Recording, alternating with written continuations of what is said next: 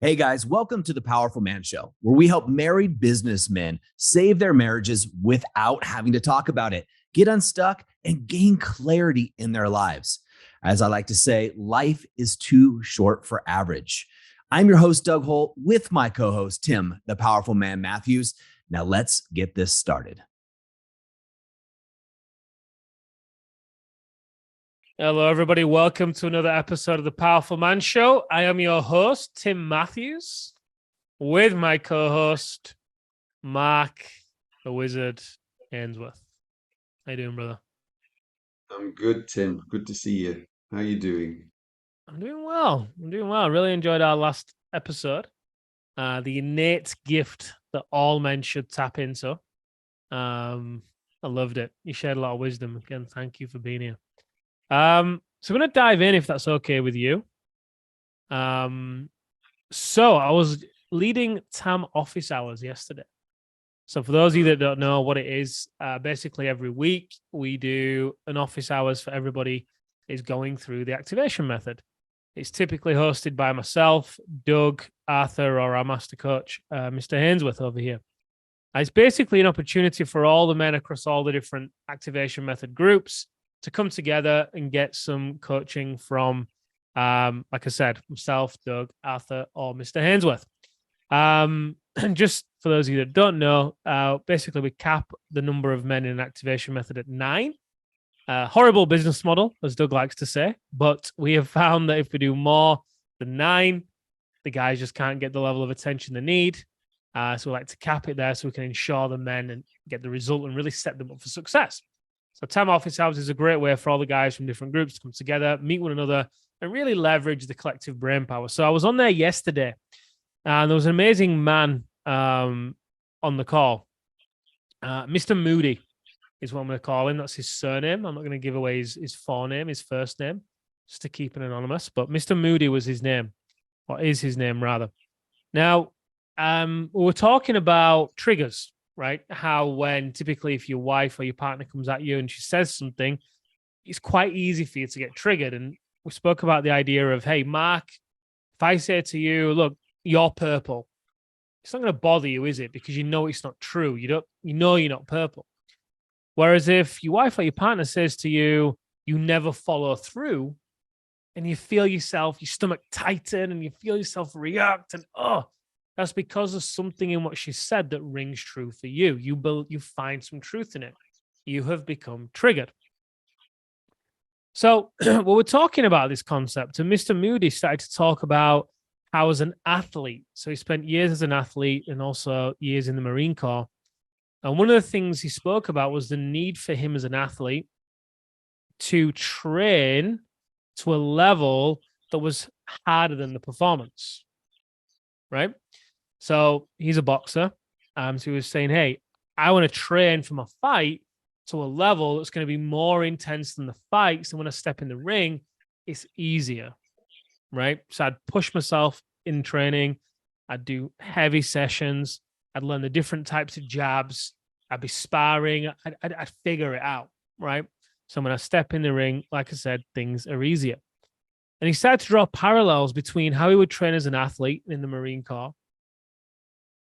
and being triggered by his partner. And he came up with this concept of needing sparring partners. And he looked around the call and he said, guys, I want to invite you all. I want some sparring partners. I want to get together with other men. And I want to put myself in a position where we kind of go at each other a little bit. And I want to feel myself get triggered. And I want to be able to master this so that when I'm at home in a situation with my wife and she triggers me, I've already been training in a way that's harder and more intense than this situation here, and I can just handle it easily. I thought it was genius. It was great. And it reminded me of a lot of the grounded masculinity work that we take the guys through and the need for them to retrain the nervous system. Like when they fall into deer, the nervous system responds in a certain way that's in alignment with them reacting. Right? The stomach tightens, certain parts of the brain close off. Things happen in their system, and it literally shuts down their ability to reason and access logic. Whereas if they're able to stay connected in their body and to their body and remain grounded, then they remain in a place of engaged indifference, is what we often call it, right? And they're able to hold firm or be playful or whatever it may be in a way that's natural to them. And as we were talking this through, it really got me thinking when we're thinking about sparring partners. I encouraged the guys to do it. And I said, listen, guys, you really should be taking up Mr. Moody's offer here. Because as men, it's incredibly important for us to get used to giving and receiving very real and crucial feedback to and from one another. And it's something that's lacking massively in society, right? Everyone's kind of can be a bit soft. So if that means you guys get together and you share your experience of one another and you be brutally honest and you say, hey, Mr. Moody, honestly, when you show up and you pull that face when I'm talking to you, honestly, it makes me feel like I don't trust you. And honestly, it makes me think you're a bit of a fraud and that you're a liar. And it comes from a great place. You're not attacking the person's character. You're just sharing your experience of them. And you're providing them with some very honest feedback, because at the end of the day, we cannot see our own blind spots. And the ability for another man to say that to another man, and for the other guy to be able to receive it, in my mind, goes to that point of having a sparring partner, goes to the point of being able to stand your ground, sit with it, sit with the trigger, get used to it, get used to that discomfort. And it's going to give you it's a way in which we could train ourselves to a standard that's harder in training than in the actual performance of handling a shit test from your wife. So what's your take on that? What are your thoughts? There's a couple of things that come up for me. One, I think it's absolutely essential in men's work that we create a space where that can happen.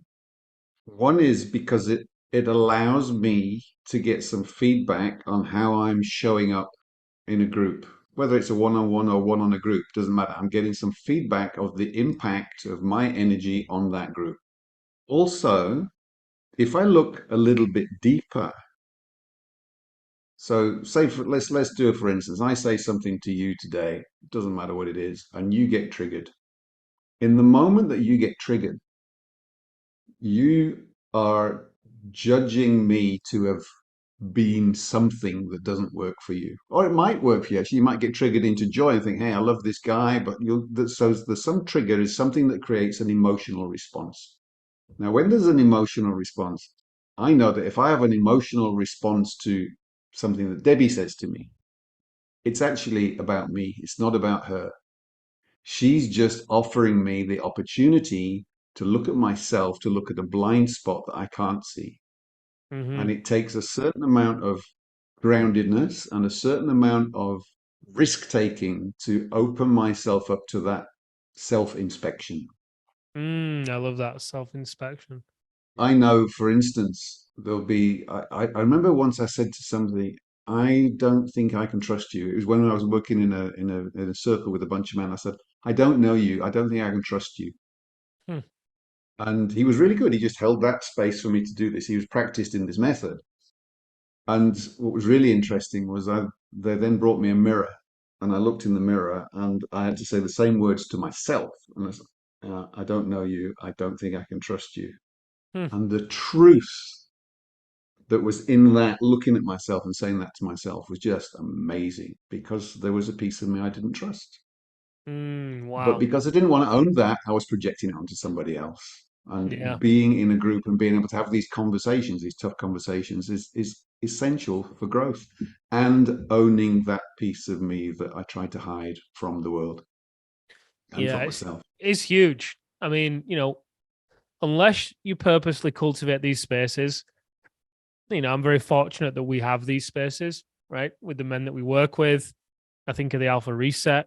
I think of the Inner Circle call I was just on right before this. I think of other calls that we host. I am incredibly grateful that we cultivate these spaces purposefully for one another and between the men, because you just don't get it anywhere else, right? And it's part of the issue that a lot of the men experience when they come to us, this idea of being a nice guy, of people pleasing, of creating covert contracts, of building resentments, right? Because they don't feel comfortable being honest and owning their truth, owning the truth of their experience of another person. So as a result, they go along with things, they placate, they do whatever it may be. And then when they walk in through the door and the woman in their life is owning her truth in that moment, whether it's right or wrong or valid or not, or oversteps the mark, whatever it may be, it kind of feels abnormal. It's whoa. And that it feels like an attack. Because as men, we're not conditioned, usually anyway, not conditioned to be able to sit in that discomfort, trade blows, if you will, but not trade blows in the sense that you're reacting, just sharing truth, right? But while speaking it and giving it, it's key. Like your ability to communicate that to that guy. I imagine you took a risk, right, in communicating that in that moment. Yeah, how often do you in life get a chance to stand in front of someone, look him in the eyes, and in a very held space say, right now, I can't trust you, or I won't trust you, or I don't trust you. Exactly, right? But that's And do you know what exactly what's happens? Do you know what? Do you know what happens when that happens? There's like the whole room goes, yeah, it does. and then Feel it, right? once I've been witnessed as owning the piece of me that doesn't trust, I go, oh shit, I don't trust myself, I don't trust the world. And half a dozen other guys in the room go, yeah, I've got that too. Yeah, I recognize that too. But it's having the balls to say, this is what's going on. It's owning the feeling that I've got, owning my own feeling and being able to say, this is what's going on for me. It's huge because that's exactly what your wife needs from you. It's exactly what your partner needs from you. That level of courage and vulnerability to own what's going on inside of you and do it from a place of strength and courage, and then also draw a boundary around it too, if need be. To not be okay with certain things that are happening, right? You shared with me earlier today about how one of the coaches brought his partner into his pack to speak to the men because the men wanted a woman's perspective. And I'll let you tell it. What advice did she give the men? I only saw a short snippet, but the piece I got, which was it was so powerful for me. She described how, say I've got a bunch of two or three friends and I'm going out with my friends and one of them says something which doesn't land very nice. I go, okay, I'll live with that. And then he repeats it, and I go, no, no, no, no, that's enough. That's fine. That's enough. I don't need to hear that. Don't want to hear that. It's not making me feel comfortable. And the friend can either go, oh, sorry, mate, I was just pulling your leg, if it's a guy, or they go, okay, yeah. Or they might even try a little bit more. But at some point, if it gets too much, I'll just say, no, boundary goes down. I'm not going to see that person again. What this lady offered was in relationship. It's so much easier in the early days to kind of go, we take a hand grenade, an emotional hand grenade gets thrown at me. And I go, okay, I'll take that because I love you. And then another hand grenade comes and I'll take that too. Her point from the feminine, she was saying the boundaries, putting down that boundary earlier in relationship is more important because the relationship deserves more respect maybe than the friendship. Yeah, it's profound because the other thing you shared as well, correct me if I'm wrong, was as men, you need to create firmer, clearer boundaries than you with your woman than you would do with your friends. And you've got to create them faster, and she wants and needs that from you. Is that one of the things she shared as well? She wants and needs that. And I think there's a piece that I'm going to add to that now is that there's something about the male female energy as well.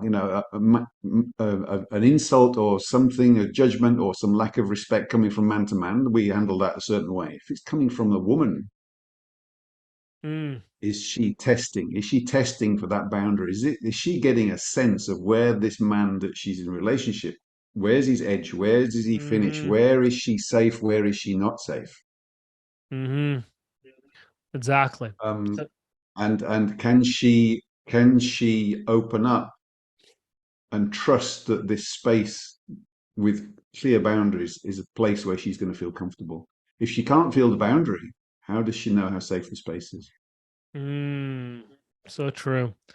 So I'm so excited for these men in the activation method who were on office hours yesterday, because they're getting sparring partners. They were on there, it's getting organized, they're creating a space for one another where they're going to be giving each other this honest account and feedback of one another and how they're being experienced, right? In order to train themselves to a standard that's more intense, more real, more vulnerable, whatever it may be, than is required at home, so that when they're walking through the door, they need to create the boundary, like this one was saying, and speak up. They've got the training to be able to do it. They've got the strength, they've got the calmness, they've got the courage, they've got the firmness, and they're used to being able to sit in with it because they've given that before to the other guys, and they received it as well from the other men. They practiced in it. So I'm very excited for them. It's going to be an amazing thing that they get to have. But let's say there's a listener right now who's resonating with this, who doesn't have it. What advice would you give them? How could they get sparring partners in their life, and or how could they practice so they could train themselves so that to a level where the training's harder than the competition? Sure, that's a good question, and I'm not sure I've got an answer, but let's go with what came up intuitively. So my partner, Debbie, is the most amazing people pleaser. Everybody loves her. She's a self-professed people pleaser. And it was really tough for me in our relationship because I'd ask something wanting an honest answer. I wanted to understand where she was at. And I could feel in my body that she was trying to give me the answer that she thought I wanted to hear. And I used to get frustrated. And I used to get frustrated because I didn't know, couldn't feel where the edge of her was in a way. And one day I said to her, you know what, Debs? I would rather be pissed off with you for who you are than being pissed off with you for who you're pretending to be. And I don't know where that piece of wisdom came from, but it came from somewhere deep down. And it's just like, if I'm going to be angry with you, I'm going to be angry with you, but I'd rather be angry with the real person than the person that you're pretending to be in order to please me. So that I had a sensitivity to the people pleaser. Now, my question is, let's flip that round. So I know many men who come into this program consider themselves maybe the Mr. Nice Guy. They're learning about the Mr. Nice Guy. They're learning about the people pleaser. Can they imagine what it's like for their woman to come to them for a really clear answer, and they get an answer which is actually a dodge? How can we help our guys in the activation method to realize when they dodge, when they go into deer mode, Tim? You know, the question comes in, there's something inside that goes, oh, I'm not sure I want to answer that because there's a risk. But how can we help them to avoid dodging and just be really honest? Take the anger that it might create, but wouldn't I rather have someone angry at me for my truth than for something I'm pretending to be? I Does that love make that. sense? Does make sense. Yeah, it does make sense. To answer the question, for me, it's just got to be experienced, right? I think about the various experiences we lead the men through to train their nervous system to embrace and sit in the discomfort.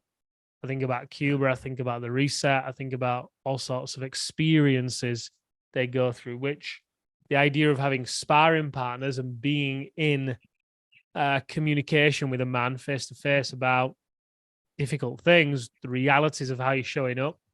It's another experience, right? So it's got to be experienced. This just cannot be theoretical, right? It just can't. So if I was to give the listeners some practical advice, so one thing I ask every week to the men on the inner circle call, what's one thing that's going to get you uncomfortable between now and next week? What's one thing? And I have them think about it.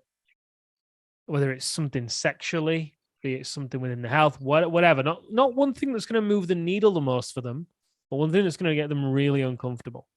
And the reason why we do that, we get some very real answers from them, is for them to continue to seek out discomfort.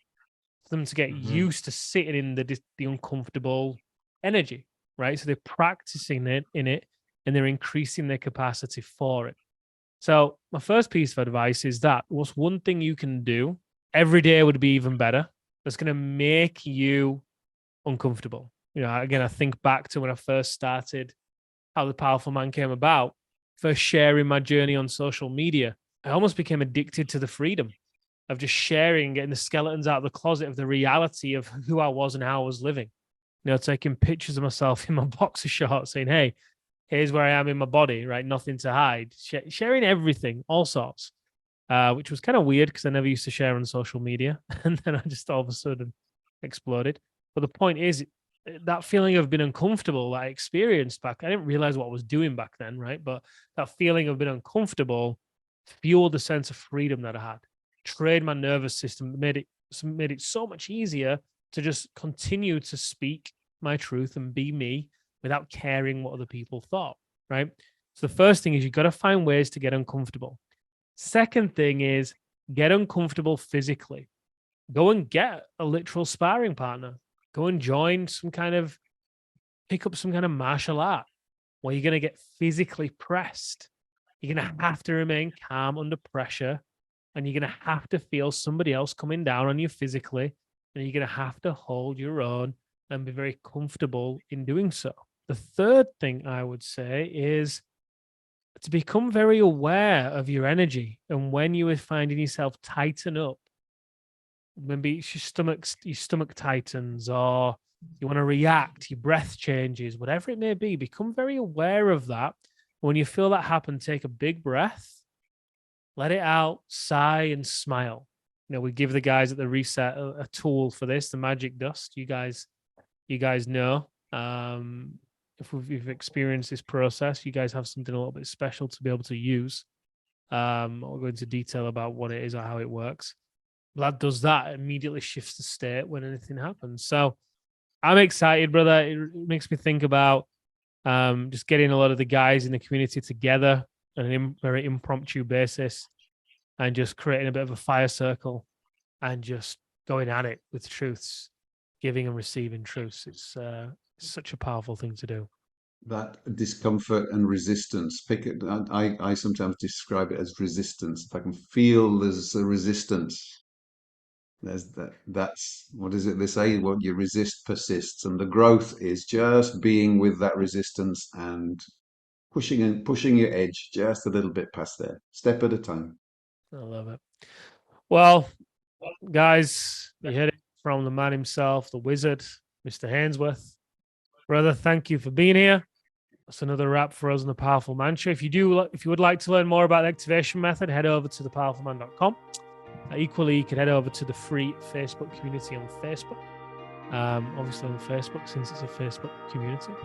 For those of you that are listening that are within the movement, then obviously you can head over to private community in Workplace. If you have any questions about this stuff, we would happily answer them. Mr. Hainsworth, thank you again. You're a wizard. And thanks, Tim. We'll see you next time. See you, Powerful Man Show. See you soon. All right, guys, that's a wrap for this episode. But as I always say, in the moment of insight, take massive action. You see, there are two types of men that listen to a podcast like this. Those that go on from one podcast or show to another, just hoping things are going to change and realizing that they're going to be in the same place month after month, year after year. You see, I was this guy, so I completely get it. You may just not be ready. But there's also a second man that listens to a show just like this. And this is a guy who takes massive action so they can shorten the learning curve, compress time, and get results to be the wolf. See, wolf is an acronym for wise, open, loving, and fierce. Now, ask yourself, which one am I? And just be honest with yourself there. And there's no judgment on my end, but if you're ready to move from deactivated deer mode, which is defend, excuse, explain, react, to activated wolf, wise, open, loving, and fierce, then go over to thepowerfulman.com/grow and go there now. In fact, I'll make it super easy for you. I will even put the link right in the description here so you can just click it and go over there now to learn more.